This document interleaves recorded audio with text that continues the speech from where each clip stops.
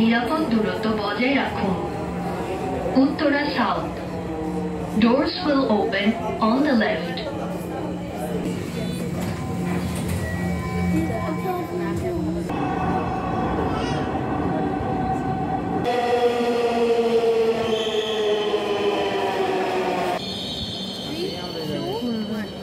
ষোলোই ডিসেম্বর মানে বিজয় দিবস উদযাপন করা। বিজয় দিবস উপলক্ষে কোথায় গেলাম, কি করলাম পরিবারের সাথে সবকিছুই থাকছে আজকের এই ব্লগে।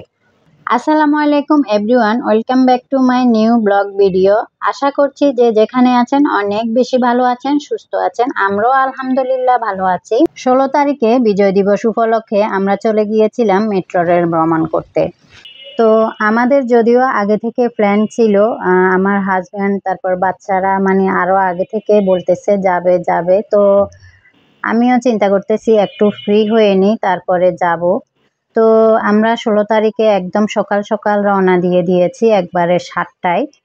তারপর গিয়ে দেখতেই পাচ্ছেন টিকিট করে নিয়েছি, 3টা টিকিট করেছি, যেহেতু আমার হাজব্যান্ডের আগে থেকে কার্ড করে রেখেছে, যেহেতু ওর কাজে কর্মে সব সময় দেখা যাবে আসা যাওয়া করা লাগবে, সেজন্য ও কার্ড করে রেখেছে। আর আমাদের 3 জনের 3টা।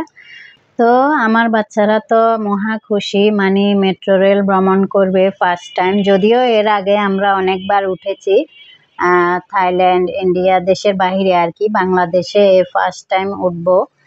তো আমি জানি আমার আপু ভাইয়ারা অলরেডি সবাই অনেকেই উঠেছেন, তো আমরাও ফাইনালি উঠতে পেরেছি। যাই হোক, আর যেহেতু মেট্রো রেল 6টা থেকে একবারে 11টা পর্যন্ত খোলা থাকে, মানে এরপর কিন্তু বন্ধ হয়ে যায়, তো সেই জন্য একটু আর্লি গেলে ভালো হয়। আমরা খোঁজ খবর ডিটেলসে নিয়ে তারপরে প্ল্যান করে গিয়েছি যেন ভিড় কম হয়। আমরা যাওয়ার পরে কিন্তু অলরেডি ভিড় শুরু হয়ে গিয়েছে।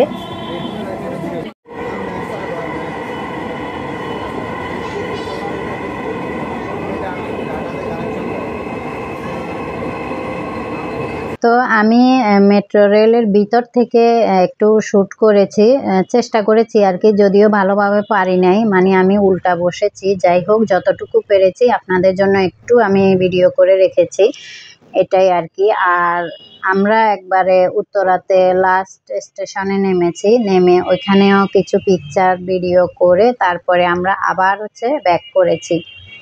আর এই যে পাশ দিয়ে আরও একটা ট্রেন যাচ্ছে, দেখতেই পাচ্ছেন। ভিউটা কিন্তু সরাসরি আরও অনেক বেশি সুন্দর, ক্যামেরাতে যদিও ক্লিয়ার আসে নাই, যেহেতু আমি ভিতর থেকে ভিডিওটা করতেছি আর কি। তো কে কে মেট্রো রেল ভ্রমণে গিয়েছেন কমেন্টের মাধ্যমে অবশ্যই জানাবেন। আর যারা যারা এখনও যাব করে যাননি, আশা করি যাই ঘুরে আসবেন। খুবই সুন্দর একটি জায়গা, পরিষ্কার পরিচ্ছন্ন সব কিছু মেনটেন করে এখনও চলে, যেহেতু প্রথম পরে কেমন হয় জানি না। আর খুবই আরামদায়ক আর কি। যাই হোক, আমার কাছে তো খুবই ভালো লেগেছে, মানে টায়ার্ড হই নাই। নিরাপদ দূরত্ব বজায় রাখুন। Uttara south. Doors will open on the left. Please mind the gap.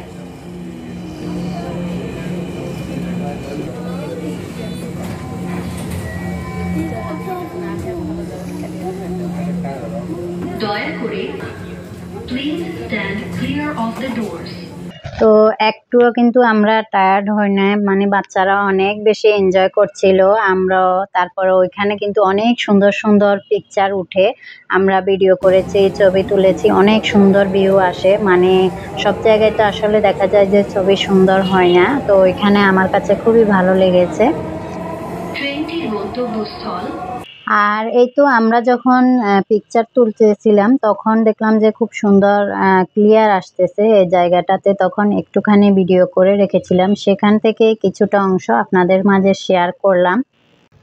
আর যদিও বাহিরে বের হলে মানে ভিডিও করাটা একটু টাফ হয়ে যায়, মানে আনইজি ফিল করি। তো যাই হোক, আমি টুকটাক করে একটু শ্যুট করেছি আর কি, ব্লগ হিসাবে দেওয়ার জন্য, যাতে করে আপনাদের সাথে একটু শেয়ার করা যায়।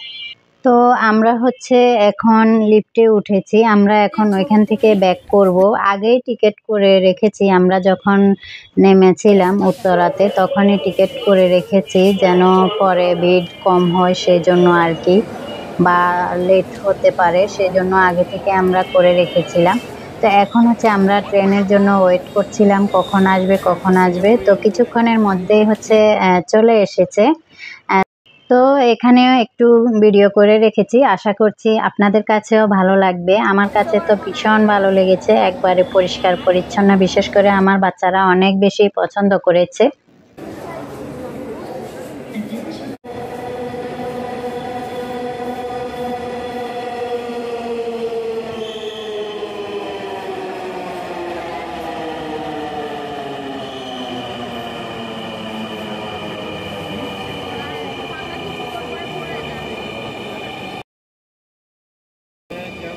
তো এই তো আমরা আবারও মেট্রো রেলে উঠে গিয়েছি। আমরা এখন ব্যাক করব আর কি। এখান থেকে ব্যাক করে আমরা রেস্টুরেন্টে যাব।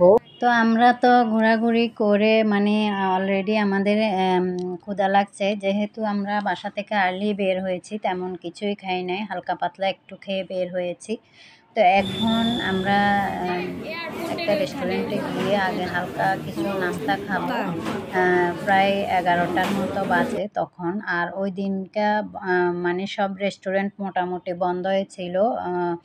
বাচ্চারা কেএফসিতে খেতে চেয়েছে, ওই দিন সবগুলা দেখলাম যে বন্ধ হয়েছিল। আমরা আবার এগুলো দেখলাম আর কি আশেপাশে।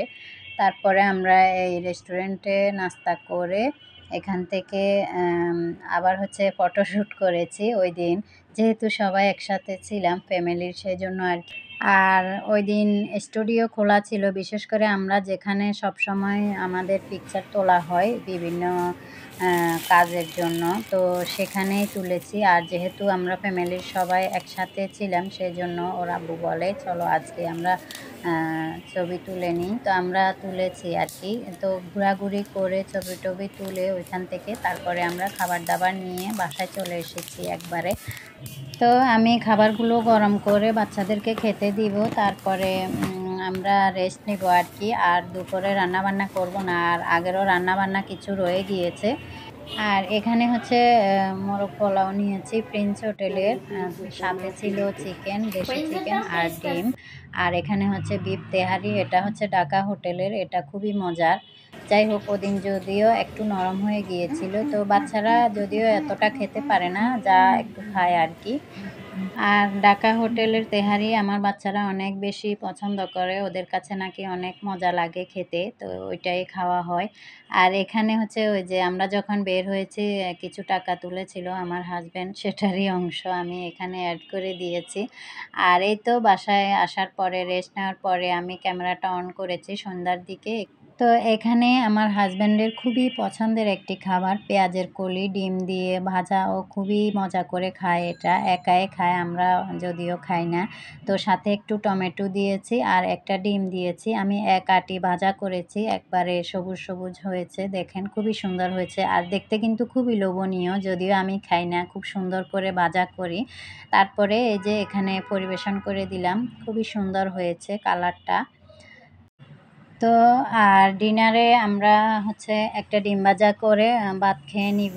আর এখানে হচ্ছে আগের হচ্ছে ছোট মাছ রয়ে গিয়েছে, আমি টমেটো ধনেপাতা দিয়ে রান্না করেছিলাম। আর এই মাছটা আমাদের বাসার সবারই খুবই পছন্দের একটি খাবার, বিশেষ করে আমার হাজব্যান্ডের পছন্দের এটা।